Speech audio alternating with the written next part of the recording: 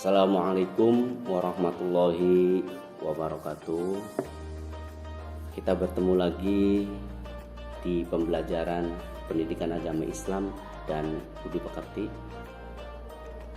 Kali ini kita akan membahas bab mujahadah an-nafs, husnudzon dan ukhuwah. Baik, sebelum pembelajaran dimulai, kita berdoa terlebih dahulu. Doa sebelum belajar. Raditu billahi rabba wa bil islami dina wa bi Muhammadin nabiyya wa rasula rabbi zidni ilma warzuqni fahma. Baiklah, untuk materi yang pertama yaitu mujahadah an-nafs. Secara bahasa, mujahadah an-nafs ini berasal dari bahasa Arab. Mujahadah kalau diterjemahkan ke dalam bahasa Indonesia artinya bersungguh-sungguh. Sementara an-nafs kalau diterjemahkan ke dalam bahasa Indonesia artinya jiwa atau nafsu. Nah, kalau kita gabungkan, mujahadah an-nafs ini artinya bersungguh-sungguh menahan diri dari hawa nafsu. Anak-anakku semua, apa yang dinamakan dengan hawa nafsu itu? Hawa nafsu adalah hasrat atau keinginan yang menuju pada perbuatan yang tercela. Misalnya ketika kita masih sekolah, kita sudah pacaran, kalian sudah pacaran. Nah, ini nggak boleh dalam Islam. Pacarannya nanti setelah menikah. Jadi menikah dulu baru pacaran, itu akan lebih indah. Atau misalnya tiap hari kangen sama si dia. Nah, ini harus dihentikan karena dalam Islam nggak boleh. Nah, menurut hadis Nabi Allah Muhammad SAW riwayat Ahmad, bahwasanya orang yang kuat atau pejuang yang sejati itu adalah orang yang mampu mengendalikan hawa nafsunya. Nah, ini dia. Kenapa kita harus menahan hawa nafsu? Karena tadi ada hadis. Nah, menurut Al-Quran, nafsu ini dibagi menjadi 3. Yang pertama adalah nafsu amarah, yang kedua nafsu lawamah, dan yang ketiga nafsu mutmainnah. Nafsu amarah pengertiannya adalah nafsu yang mendorong kita untuk berbuat keburukan atau kemaksiatan. Dan yang kedua adalah nafsu lawamah. Nafsu lawamah ini nafsu yang selalu menyesali setiap kali kita berbuat buruk. Dan yang ketiga adalah nafsu mutmainnah, nafsu yang tenang. Nah, dalam Islam, nafsu yang berbahaya ini adalah nafsu amarah. Contohnya adalah sombong, hasud, kikir, selalu ingin berbuat kemaksiatan. Memang manusia selamanya tidak akan bisa menghilangkan nafsu dalam dirinya, tetapi manusia bisa mengendalikan hawa nafsu tersebut, yang disebut juga dengan tadi mujahadah an-nafs. Untuk mengendalikan hawa nafsu kita, maka itu hukumnya wajib. Karena kalau kita tidak bisa mengendalikan hawa nafsu, posisi kita, derajat kita lebih rendah dari binatang jelata sekalipun. Tetapi sebaliknya, tatkala kita bisa mengontrol diri, bisa mengendalikan hawa nafsu kita, maka posisi kita lebih tinggi, derajat kita lebih tinggi daripada malaikat sekalipun. Anak-anakku semua, dalil mujahadah an-nafs itu ada dalam Quran surat Al-Anfal ayat 72. إن الذين آمنوا وهاجروا وجاهدوا بأموالهم وأنفسهم في سبيل الله والذين آووا ونصروا أولئك بعضهم أولياء بعض والذين آمنوا ولم يهاجروا ما لكم من ولايتهم من شيء حتى يهاجروا وإن استنصروكم في الدين فعليكم النصر إلا على قوم بينكم وبينهم ميثاق والله بما تعملون بصير.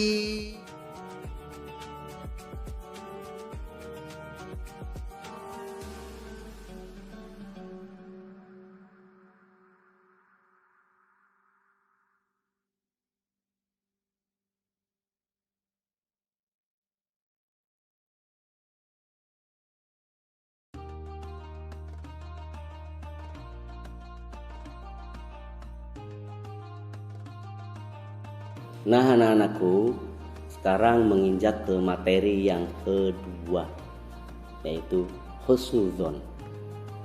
Menurut bahasa, pengertian dari husnudzon ini terdiri dari dua kata. Husnu artinya baik, zon artinya prasangka. Nah, kalau kita gabungkan, husnudzon ini adalah pengertiannya berprasangka baik. Berprasangka baik kepada siapa? Tentunya kepada orang lain. Jadi husnudzon ini harus ada dalam diri kita selaku umat Islam. Nah, lawan dari husnudzon adalah suudzon.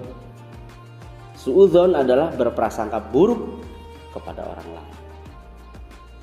Kemudian macam-macam husnudzon itu ada 3. Yang pertama, husnudzon kepada Allah Subhanahu wa Ta'ala. Yang kedua, husnudzon kepada diri sendiri. Dan yang ketiga adalah husnudzon kepada orang lain. Husnudzon kepada Allah Subhanahu wa Ta'ala ini contohnya adalah kita harus bersyukur ketika kita mendapatkan kenikmatan yang luar biasa dari Allah Subhanahu wa Ta'ala. Maka kita selayaknya lah selaku hamba Allah senantiasa bersyukur kepadanya. La in syakartum la azidannakum wa la in kafartum inna azabi lasyadid. Barang siapa yang bersyukur atas nikmat Allah yang diberikan untuk kita, maka Allah akan menambah nikmatnya. Tapi sebaliknya, kalau kita kufur, kita ingkar kepada nikmat Allah, maka siksa Allah sangat pedih. Atau contoh yang berikutnya adalah kita sabar atau kita ikhlas ketika kita mendapatkan musibah dari Allah Subhanahu wa Ta'ala. Kita tidak boleh berprasangka buruk kepada Allah, karena memang setiap ada musibah pasti di situ ada hikmah yang dapat diambil oleh kita semua untuk sebagai bahan pelajaran ke depan. Jadi contohnya husnudzon pada Allah itu ada 2. Bersyukur ketika kita mendapatkan kenikmatan dan bersabar atau ikhlas ketika kita mendapatkan musibah. Kemudian yang kedua adalah husnudzon terhadap diri sendiri. Contoh husnudzon terhadap diri sendiri itu adalah yang pertama giat belajar, kemudian berikhtiar, kemudian berdoa dan tawakal. Intinya menjemput takdir baik dari Allah yang telah ditetapkannya. Dan yang kedua adalah tidak berputus asa ketika usaha kita gagal. Dalam artian ketika usaha kita gagal, kita berprasangka buruk terhadap diri kita sendiri. Nah, itu nggak boleh. Karena apa? Karena di dalam kegagalan itu pasti ada sebuah hikmah yang bisa kita ambil sebagai pelajaran di masa yang akan datang. Dan yang ketiga adalah husnudzon kepada orang lain. Husnudzon kepada orang lain ini contohnya banyak sekali. Jadi menilai seseorang, melihat seseorang harus dari segi baiknya. Kenapa? Karena kalau kita melihat dari segi buruknya, maka kita akan berbahaya. Yang ada kita selalu menghakimi orang lain. Biarkan kesalahan orang lain Allah yang menilai. Kita hanya berhak menilai orang lain dari segi baiknya saja. Nah, itu contoh husnudzon pada orang lain. Dalilnya dalam materi husnudzon ini dalam Quran surat Al-Hujurat ayat 12. A'udzu billahi minasy syaithanir rajim. Bismillahirrahmanirrahim. Ya ayyuhalladzina amanu ijtanibu katsiran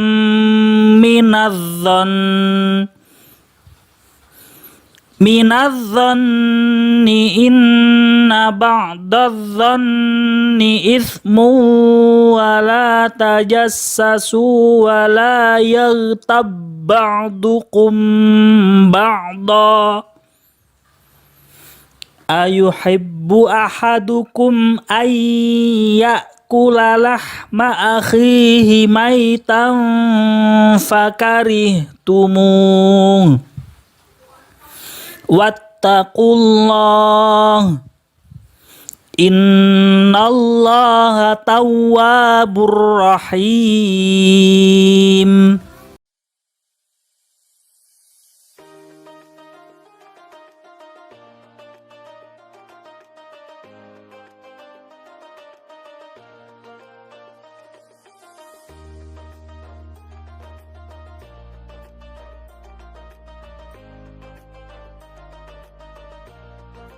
Baiklah, untuk materi yang ketiga yaitu ukhuwah. Ukhuwah ini juga berasal dari bahasa Arab yang artinya bersaudara. Ukhuwah Islamiyah, tentunya kalian sering mendengar kata-kata tersebut. Nah, sekarang akan dijelaskan berkaitan dengan ukhuwah.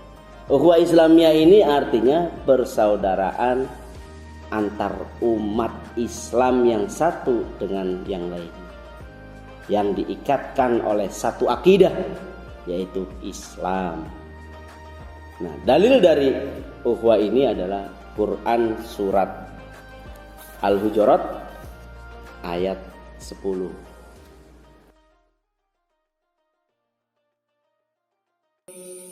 Innamal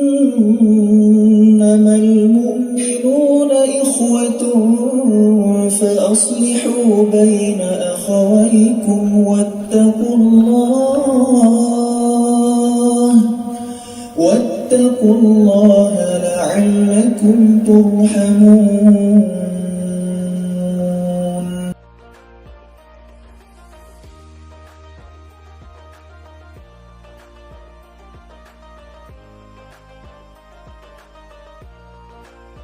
Sekarang macam-macam ukhuwah.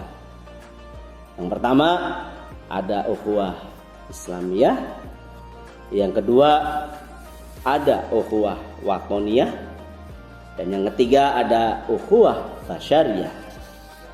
Nah, ukhuwah Islamiyah ini tadi ukhuwah yang didasari dengan ikatan tali akidah yang sama, yaitu Islam.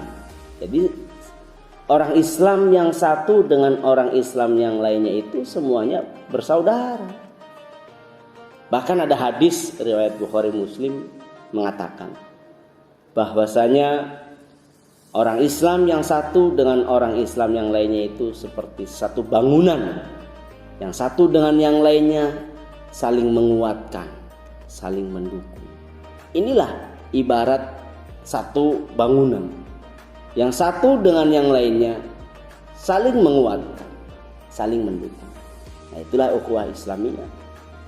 Persaudaraan antar umat Islam itu sangat penting dalam diri kita selaku umat Islam.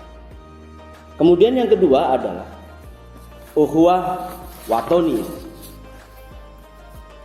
Ukhuwah watoniyah ini adalah ukhuwah yang didasari dengan ikatan tali bangsa yang satu. Nah, contohnya bangsa Indonesia. Jadi harus ditanamkan juga selain ukhuwah Islamiyah ada ukhuwah watoniyah. Ukhuwah yang didasari dengan ikatan tali bangsa yang satu.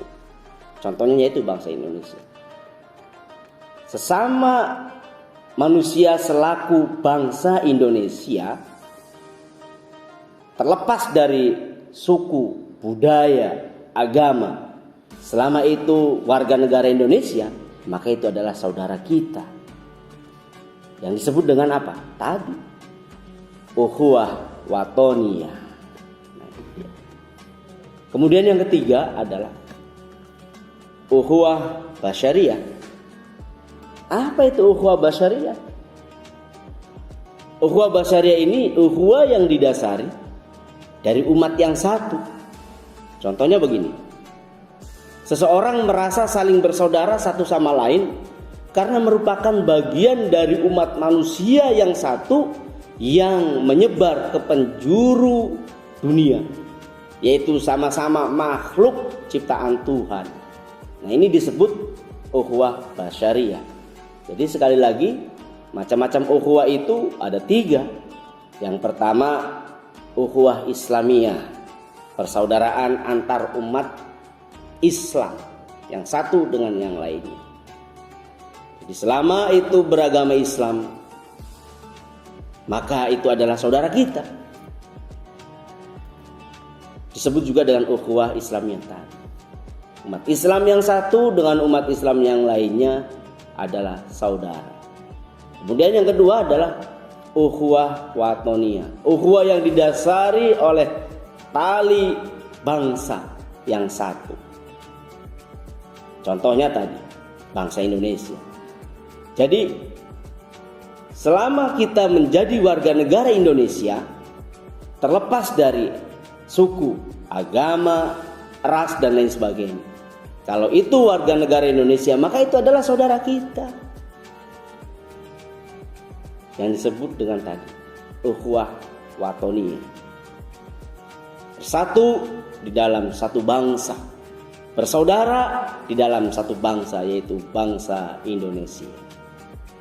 Dan yang ketiga adalah ukhuwah basyariyah tadi, ukhuwah yang didasari oleh dari umat manusia yang satu.